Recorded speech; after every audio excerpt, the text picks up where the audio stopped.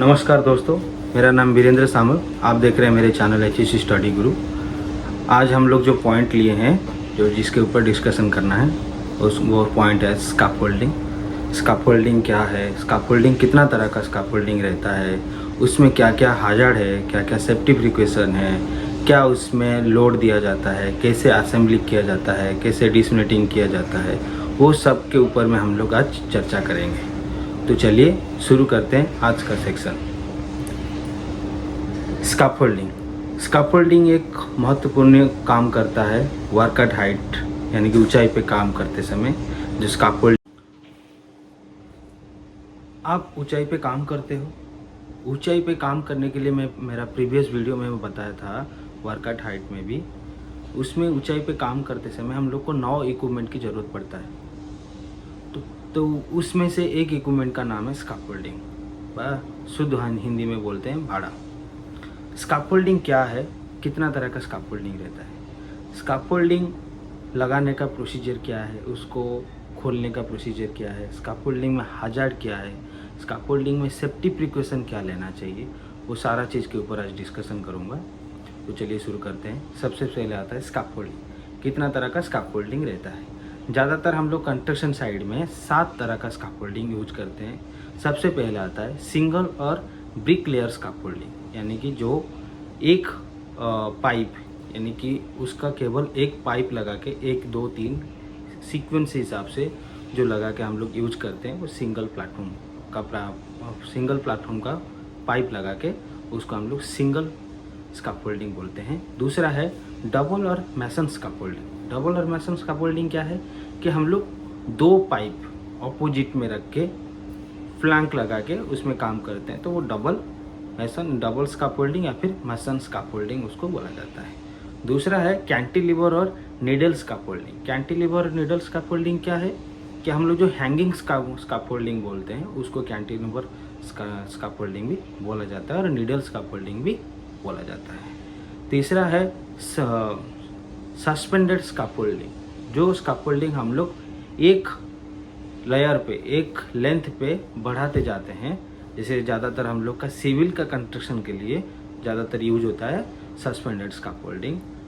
उसके बाद आता है 5वां ट्विस्टेड स्कैफोल्डिंग, जो हम लोग एक वर्टिकल शेप में या फिर थोड़ा स्लोप करके लगाते हैं। ज़्यादातर हम लोग का सीटिंग के लिए या फिर कुछ इलेक्ट्रिकल इक्विपमेंट के लिए काम होता है, वो होता है ट्विस्टेड स्कैफोल्डिंग। 6 आता है अपना स्टील का फोल्डिंग, जो स्टील पाइप या फिर कुछ ज़्यादा हैवी इक्विपमेंट के लिए यूज होता है। दूसरा है पेंटेड स्कैफोल्डिंग, लास्ट में आता है, जो पेंट और सीट लगाने के लिए भी काम आता है। 7 तरह का स्कैफोल्डिंग हम लोग कंस्ट्रक्शन साइड में यूज करते हैं। तो चलिए हम लोग पहले शुरू करते हैं सिंगल स्कैफोल्डिंग क्या है। तो सिंगल स्कैफोल्डिंग क्या है कि कोई भी काम शुरू करने से पहले जो स्कैफोल्डिंग लगाया जाता है, जैसे कि आप मेरे पीछे देख रहे हैं, उसमें क्या है कि एक पाइप को वर्टिकल खड़ा करा जाता है, दूसरा पाइप को भी वर्टिकल खड़ा करा जाता है, और उसके साथ जो पाई बीम लगाते हैं हम लोग, वो पाई बीम सीधा जाके वॉल पे कनेक्शन होता है, तो वो सिंगल लेग में खड़ा रहता है। उसके लिए उसको सिंगल स्कैफोल्डिंग बोला जाता है या फिर पुट लॉक स्कैफोल्डिंग भी बोला जाता है। उसमें क्या होता है कि आपका टो गार्ड, मिड रेल और टॉप रेल जो है वो फिक्स रहता है, उसमें कोई चेंजेस नहीं रहता है, यानी वो वॉल के साथ वो फिटेड रहता है। सिंगल लेग, यानी कि सिंगल एक पैर पे खड़ा रहने का, जो उसको बोलते हैं सिंगल स्कैफोल्डिंग। वैसे ही हम लोग का रहता है डबल स्कैफोल्डिंग। डबल स्कैफोल्डिंग क्या है कि अपना वॉल से 1 से 1.5 मीटर, यानी कि 1.2 से लेकर 1.5 मीटर, 1.5 मीटर डिस्टेंस में एक लेग लगाया जाता है, दूसरा वॉल का पूरा बराबर में, यानी कि नियरेस्ट वॉल में लगाया जाता है, और वो ऊपर की तरफ रहता है, तो उसको हम लोग डबल स्कैफोल्डिंग भी बोलते हैं। उसमें क्या है कि आपका दोनों वर्टिकल पाइप जो है वो दोनों लगाया जाता है, उसके ऊपर में हम लोग toe guard, mid rail, top rail इसको लगा के फिक्स करते हैं, तो वो अपना आ गया डबल स्कैफोल्डिंग।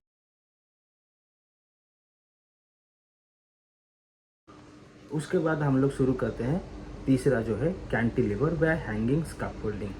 हैंगिंग स्कैफोल्डिंग लगाने के लिए हम लोग का दीवार या फिर कुछ स्टील प्लेट का बाहरी किनारा जहाँ पर हम लोग जैसे कि बड़ा बड़ा टैंक बनाते हैं, टैंक के चारों तरफ जो स्काफोल्डिंग लगाते हैं हम लोग, इरेक्शन करते हैं, उसको बोलते हैं कैंटिलीवर स्काफोल्डिंग। वो कैसे लगाया जाता है कि आपका टॉप का और एक लोअर का, bottom level and top level दोनों जगह पर लॉक किया जाता है और उसका एक क्रॉस ब्रेसिंग लगाया जाता है, वही पाइप, वही प्लेट या फिर वॉल के साथ वो क्रॉस ब्रेसिंग लगाया जाता है ताकि वो हैंगिंग होके रहे, नीचे ना आए।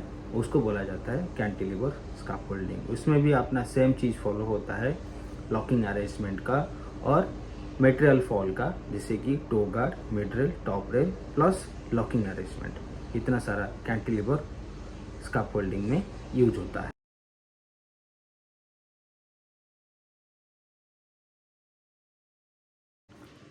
अभी हम लोग चलते हैं trestle scaffolding. Trestle scaffolding क्या है?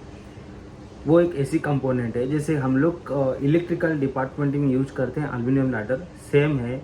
उसमें 2 एल्युमिनियम लैडर रहता है जो ए शेप का रहता है। उसमें एक प्लैंक डाला जाता है, वो ज़्यादातर 5 मीटर का हाइट का रहता है, उससे ज़्यादा लंबा नहीं रहता या फिर हाइट भी नहीं रहता है।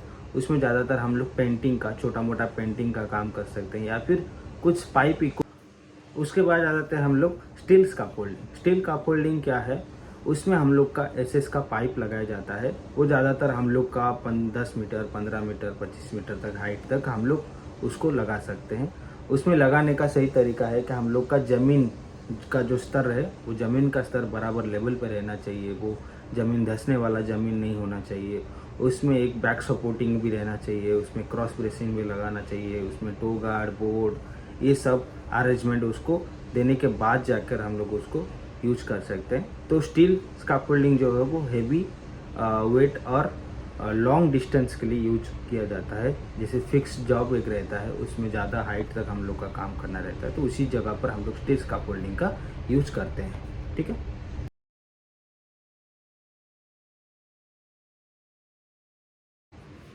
आइए हम चलते हैं फिर सस्पेंडेड स्काफोल्डिंग के बारे में। सस्पेंडेड स्काफोल्डिंग क्या है? सस्पेंडेड एक लिफ्टिंग इक्विपमेंट की तरह रहता है, जो एक भाड़ा रहता है, जो स्काफोल्डिंग का प्लेटफॉर्म रहता है, वो 2 रोप की सहायता में हैंगिंग की अवस्था में रहता है, जिसे हम लोग ऊपर नीचे उसको लेवल करके काम कर सकते हैं। ज़्यादातर पेंट और ज़्यादातर सिटिंग का काम करने के लिए, रूफ सिटिंग का काम करने के लिए उसको यूज किया जाता है। उसमें क्या रहता है? उसमें 2 सीलिंग रहता है, टेस्टेड वाला सीलिंग रहता है, जो उसमें एक बीम के ऊपर जो क्लैम्प किया जाता है, वह उसका इक्विपमेंट जो बैठाते हैं, उसमें इक्विपमेंट में उसका बेस प्लेट भी देखा जाता है, उसका नीडल भी देखा जाता है। नीडल यानी कि उसका बाहर की किनारा कितना बाहर निकल रहा है, कितना आउटर में है, कितना इनर में है, उसका लेंथ भी देखा जाता है। साथ ही साथ में उसका एक काउंटर वेट दिया जाता है ताकि वो भाड़ा का वजन, स्काफोल्डिंग का वजन या फिर इंसान का वजन मिलाकर वो काउंटर वेट जो है वो उसमें अच्छा खासा वेट दे सके और लिफ्टिंग भी आराम से कर सके। तो ये हो गया अपना स्काफोल्डिंग।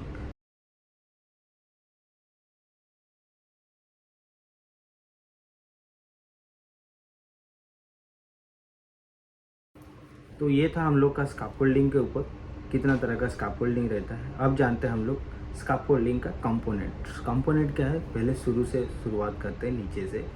सबसे पहले ज़मीन का कंडीशन सही रहना चाहिए। ज़मीन के ऊपर में हम लोग को एक सिल यानी कि सिल प्लेट कुछ लगाना पड़ेगा। पहला आता है सिल प्लेट, दूसरा आता है बेस प्लेट, या फिर हम लोग उसको जॉब प्लेट बोलते हैं, या फिर हम लोग बोलते हैं उसको एंटी स्किड जॉब प्लेट, यानी कि वो जॉब प्लेट स्लिप ना करे, इसके लिए भी हम लोग उसका ऊपर में दूसरा एक तरह का जॉब प्लेट आता है, तो उसको हम लोग एंटी स्किड जॉब प्लेट के बारे में जानते हैं।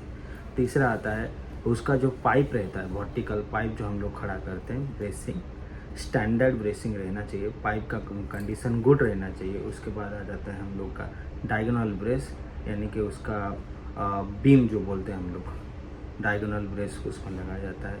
उसके बाद आ जाता है हम लोग का क्रॉस ब्रेस, यानी स्काफोल्डिंग जितना लंबा करना है, क्रॉस ब्रेस लगाने समय आपको एक चीज़ का ध्यान देना पड़ेगा। जो क्रॉस ब्रेसिंग रहता है वो हर एक 3 मीटर पे एक क्रॉस ब्रेसिंग देना जरूरी है, ताकि स्काफोल्डिंग का स्टेबिलिटी बढ़ा रहे। उसके बाद आता है अपना टो बोर्ड। स्काफोल्डिंग एक मिनिमम लेवल मैक्सिमम लेवल तक जब पहुंच जाएगा उसके बाद आता था हम लोग का टो गार्ड। टो गार्ड लगने के बाद हम लोग उसके ऊपर डाल सकते हैं स्काफोल्डिंग बारकेट या फिर स्काफोल्डिंग का प्लैंक्स, उसके बाद मिड रेल, उसके बाद टॉप रेल। इतना सारा चीज़ हम लोग एक स्काफोल्डिंग में यूज होता है। चलिए उसका डिटेल्स में जानते हैं। जो सील प्लेट रहता है, सील प्लेट दो जगह पर लगाते हैं। एक जगह पर लगाते हैं जहाँ पर ग्राउंड का जो स्टेबिलिटी रहता है वो सही होना चाहिए। धंसने वाला जगह पर बालू या फिर धंसने वाला या फिर गीली ज़मीन पे नहीं लगाना चाहिए। अगर लगाते हैं तो वो धंस सकता है। इसके लिए हम लोग सील प्लेट का यूज किया जाता है। कहाँ पर ज़रूरत नहीं है, जहाँ पर कंक्रीट का फ्लोर है वहाँ पर सील प्लेट की ज़रूरत नहीं है। आराम से हम लोग जॉक प्लेट लगा के भी काम कर सकते हैं। उसके बाद आता है अपने जॉक प्लेट या फिर एंटी स्किड प्लेट, जो भी बोल सकते हो आप। वो कहाँ लगता है, क्यों लगता है? कोई भी स्काफोल्डिंग अगर हम लोग लॉन्ग टर्म के लिए लगाते हैं, यानी कि थोड़ा ज़्यादा समय तक हम लोग उसको यूज़ करना है या फिर एक ज़्यादा लंबा हाइट का काम करते हैं, तो उस समय हम लोग का जॉक प्लेट लगाना ज़रूरी है। क्यों लगाना ज़रूरी है कि जॉक प्लेट जब लगता है तो स्काफोल्डिंग का एक मिनिमम लेवल दिया जाता है, 0-0 लेवल जो बोलते हैं, 0-0 बेस में वो बैठता है, अप डाउन नहीं रहता है। इसके लिए हम लोग जॉक प्लेट उसको दिया जाता है। एंटी स्किड जॉक सेट क्या है? कोई भी स्काफोल्डिंग का जो बेस प्लेट है वो फिसलने का, स्लिप होने का खतरा रहता है। इसके लिए एक एंटी स्किड जॉक प्लेट हम लोग लगाते हैं ताकि वो ज़मीन के अंदर आराम से बैठ सके या फिर प्लेट के अंदर आराम से बैठ सके। इसके लिए वो कहीं फिसलता नहीं है और वो आराम से स्काफोल्डिंग को होल्ड करता है, पर लोड लेता है। उसके बाद आता है हमला क्रॉस ब्रेसिंग के ऊपर। क्रॉस ब्रेसिंग क्या है कि हर 3 मीटर पे क्रॉस ब्रेसिंग और एक रेस्ट प्लेटफॉर्म रहना चाहिए, ताकि स्काफोल्डिंग चढ़ते समय कोई भी बंदा अगर थक जाए, कुछ होता है उसके साथ, तो वहाँ पर वो खड़ा होकर रेस्ट कर सकता है या फिर बैठ के रेस्ट कर सकता है।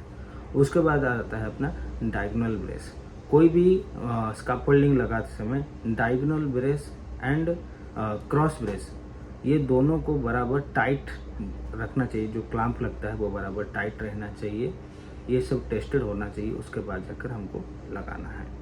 उसके बाद आता है अपना toe guard, mid rail and top rail. Toe guard जो आपको सबको पता है, 0 से लेकर 100 mm तक हम लोग टो गार्ड लगा सकते हैं। उसके बाद 100 से 500 mm एंड टू 600 mm तक हम लोग मिड रेल लगा सकते हैं।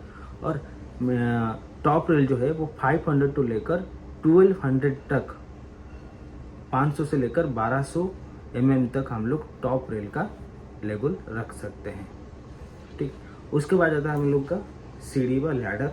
स्काफोल्डिंग में एक लैडर दिया जाता है चढ़ने के लिए। वो लैडर क्या है कि कोई भी स्काफोल्डिंग लगाओ आप, चाहे 3 मीटर का लगाओ चाहे 4 मीटर का लगाओ, स्काफोल्डिंग का लैडर बराबर फिक्स रहना चाहिए और वो लॉकिंग अरेंजमेंट के साथ रहना चाहिए। स्काफोल्डिंग का लैडर प्लेटफॉर्म से, लैंडिंग प्लेटफॉर्म से 1 मीटर ऊपर तक उठा हुआ रहना चाहिए, ताकि जो वर्कमैन है वो आराम से चढ़ के वहाँ पर जाकर लैंडिंग कर सके। तो ये हो गया अपना स्काफोल्डिंग के बारे में। आइए हम लोग चलते हैं उसमें यूज होने वाला नट्स या फिर लॉकिंग अरेंजमेंट का। तो सबसे पहला आता है क्लैंप। क्लैंप हम लोग का बहुत तरह का यूज करते हैं, जैसे कि सिंगल फिक्स्ड क्लैंप, और वो एक ही डायरेक्शन में मूवेबल रहता है। वो ज़्यादातर मूवेबल नहीं करता, फिक्स तरह का रहता है। दूसरा है मूवेबल क्लैंप, यानी कि वो चारों तरफ 360 डिग्री घूम सकता है। तीसरा है हम लोग का बीम लॉक क्लैंप, यानी कि कोई भी कॉलम हो चाहे बीम हो, उसको लॉकिंग करने के लिए जो क्लैंप यूज होता है वो होता है बीम लॉकिंग क्लैंप। चौथा है हम लोग का प्लेट, या फिर जो हम लोग प्लैंक लगाते हैं, वो प्लैंक प्लेट को लॉकिंग करने के लिए एक क्लैंप आता है, उसका नाम है प्लैंक अरेस्टर या फिर प्लैंक लॉकिंग क्लैंप। लास्ट में है स्काफोल्डिंग एंड कैप। स्काफोल्डिंग जहाँ पर एंड होता है वहाँ पर पाइप या फिर टो गार्ड या फिर मिड रेल, ये टॉप रेल, ये सब निकल ना जाए, इसके लिए एक लॉकिंग क्लैंप लगाया जाता है। तो 5 तरह का क्लैंप हम लोग स्काफोल्डिंग में यूज करते हैं।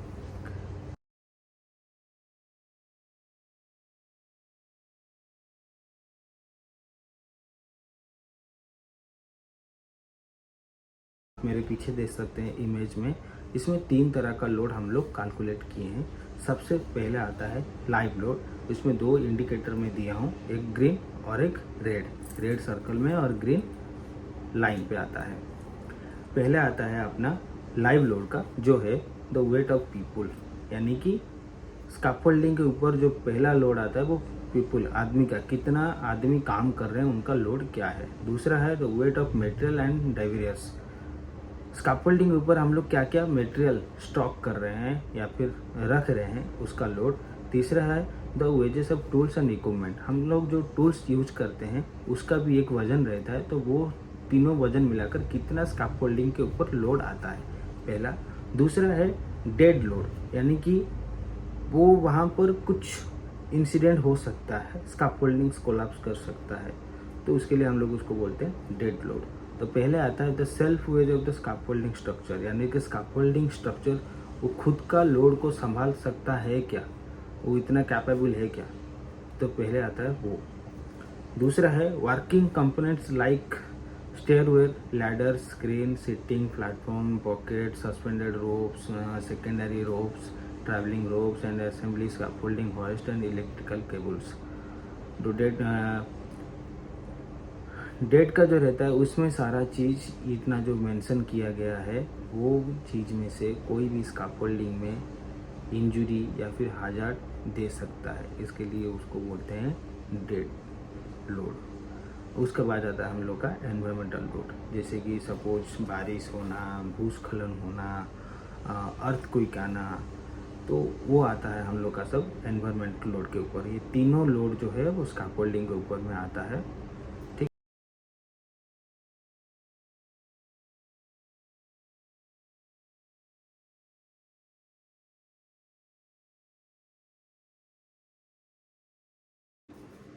तो ये था हम लोग का स्कैफोल्डिंग के ऊपर। आइए हम लोग चलते हैं उसमें क्या क्या हाजार्ड हो सकता है और उसका सेफ्टी प्रिकॉशन क्या लेना चाहिए। तो सबसे पहले स्कैफोल्डिंग का जो हाजार्ड आता है, स्कैफोल्डिंग कोलैप्स का, स्कैफोल्डिंग कोलैप्स यानी कि स्कैफोल्डिंग टूट के गिर सकता है, पहला हाजार्ड। दूसरा है फॉल ऑफ पर्सन, यानी कि आदमी स्कैफोल्डिंग के ऊपर से गिर सकता है नीचे तक। तीसरा है हम लोग फॉल ऑफ मटेरियल, स्कैफोल्डिंग के ऊपर से कोई भी मटेरियल, मूवेबल मटेरियल, वो भी गिर सकता है। चौथा इलेक्ट्रिकल हाजार्ड, यानी कि कुछ शॉर्ट सर्किट हो सकता है, उसके लिए इलेक्ट्रिकल हाजार्ड हो सकता है। इतना सारा जो है वो स्कैफोल्डिंग के ऊपर एक हाजार्ड है। उसका सेफ्टी प्रिकॉशन क्या लेना है। जो कोलैप्स ऑफ स्कैफोल्डिंग रहता है, स्कैफोल्डिंग गिरने का जो खतरा रहता है वो कहाँ आता है, सबसे पहले उसका बेस से आता है। अगर स्कैफोल्डिंग का बेस सही नहीं रहेगा तो उसका स्ट्रक्चर सही नहीं रहेगा तो वो स्कैफोल्डिंग कोलैप्स कर सकता है। तो स्कैफोल्डिंग लगाने का विधि है कि आपको पहले ज़मीन का स्तर देखना पड़ेगा कैसा है, अगर वो ज़मीन पे मिट्टी पे है या फिर कंक्रीट में है। अगर ज़मीन पे है तो उसका जो कंपोनेंट यूज हुआ है वो सब सस्टेनेबल है कि नहीं है, गुड कंडीशन है कि नहीं है। उसके बाद उसमें क्रॉस ब्रेसिंग, डायगोनल ब्रेसिंग ये सब लगा हुआ कि नहीं है, लॉकिंग अरेंजमेंट बराबर है कि नहीं है, ये सारा चीज़ के ऊपर में आपको चेक करना रहेगा। अब वो भी एक कॉम्पिटेंट पर्सन जो रहता है, स्कैफोल्डिंग इंस्पेक्टर हो गया या फिर एक सेफ्टी डिपार्टमेंट का कोई पर्सन आके स्कैफोल्डिंग इंस्पेक्शन करने के बाद उसमें एक ग्रीन टैग लगाएगा, तब जाके हम लोग स्कैफोल्डिंग के ऊपर चढ़ के काम कर सकते हैं। तो ये हो गया अपना स्कैफोल्डिंग का जो कोलैप्स रहता है उसका सेफ्टी प्रिकॉशन। दूसरा हम लोग का फॉलो पर्सन, जब ऊपर से कोई भी स्कैफोल्डिंग से काम करता है, ऊपर से कोई भी बंदा गिरता है तो उसमें 2 रीजन के चलते, पहला है अगर उसमें toe guard, mid rail, top rail नहीं हुआ होगा। दूसरा है हम लोग का लाइफ लाइन। कोई भी स्कैफोल्डिंग में आप काम करो, स्कैफोल्डिंग लगाते समय ये तीनों चीज़ के पहले ध्यान देना है कि toe guard, mid rail and top rail लगा हुआ रहना चाहिए। साथ ही साथ में लाइफ लाइन उसमें प्रोवाइड किया जाना चाहिए ताकि आदमी जब ऊपर में काम करता है वो सेफ्टी हार्नेस पहन के उसमें लॉकिंग करके काम कर सके। तीसरा है हम लोग का fall of material. Fall of material क्या है कि हम लोग कोई भी टूल्स यूज करते हैं, कुछ भी इक्विपमेंट लेके हम लोग लगाने के लिए स्कैफोल्डिंग के ऊपर चढ़ के काम कर रहे हैं, वो इक्विपमेंट सराउंडेड है, तो वो क्या है कि हम लोग अगर उसको लॉकिंग नहीं करेंगे, नॉर्मली हम लोग स्कैफोल्डिंग के ऊपर में प्लेस कर देंगे, इन केस वो मूव फॉरवर्ड होके नीचे गिर सकता है, या फिर टूल्स जो है हम लोग स्पैनर वगैरह यूज करते हैं वो स्लिप होके नीचे गिर सकता है। तो उसके लिए सेफ्टी प्रिकॉशन क्या है कि हम लोग कभी भी स्कैफोल्डिंग के ऊपर अगर काम कर रहे हैं तो जितना भी tools tackles hand tools use होता है वो हैंड टाई के साथ रहना चाहिए, यानी कि आपका एक हाथ के साथ वो टूल्स अटैच रहना चाहिए, ताकि अगर स्लिप होता है तो वो हैंगिंग में रहे, ना कि नीचे गिरे। उसके बाद स्कैफोल्डिंग अगर मैं काम करते हैं कोई भी लूज मटेरियल के साथ, उसमें प्रॉपर लॉकिंग अरेंजमेंट रहना चाहिए। तीसरा है स्कैफोल्डिंग में टो गार्ड बराबर से रहना चाहिए, ताकि कोई भी छोटा मटेरियल मूव फॉरवर्ड होके गिर ना जाए। पांचवा हम लोग रहना चाहिए कि स्कैफोल्डिंग के नीचे हम लोग जितना प्रिकॉशन के हिसाब से हम लोग प्लांक जो है वो प्लांक डालते हैं वो बराबर गुड कंडीशन में रहना चाहिए। अगर प्लांक गुड कंडीशन में नहीं है, थोड़ा सा दरार रह रहा है, तो उसके नीचे हम लोग सेफ्टी नेट भी लगा सकते हैं। उसके बाद आ जाता है आप लोग का इलेक्ट्रिकल हैजर्ड। स्कैफोल्डिंग में जितना हम लोग इलेक्ट्रिकल का अवॉइड करेंगे उतना अच्छा है। कैसे करेंगे कि स्कैफोल्डिंग जहाँ पर लगाएंगे वहाँ पर लाइव केबल कितना डिस्टेंस में है वो आपको पहले नोटिस करना चाहिए कि लाइव केबल इतना मीटर हाइट पे है। हम लोग को मिनिमम एक लेवल तक मैक्स 3 मीटर के नीचे ही हम लोग को वहाँ पर काम करना चाहिए, लाइव केबल के नीचे, ठीक है, ज़्यादा हाइट में नहीं जाना है। दूसरा है कोई भी इक्विपमेंट, कोई भी वेल्डिंग हो चाहे ग्राइंडिंग हो, उसका जो इलेक्ट्रिकल केबल है वो बराबर चेक करना चाहिए और कहीं पर भी जॉइंट नहीं रहना चाहिए। इनकेस कहाँ पर वेल्डिंग का काम हो रहा है या फिर ग्राइंडिंग का काम हो रहा है तो स्कैफोल्डिंग को एक अर्थिंग कनेक्शन देना चाहिए, अगर इनकेस कुछ करंट लीकेज होता है तो वो ज़मीन में समा जाए, ठीक।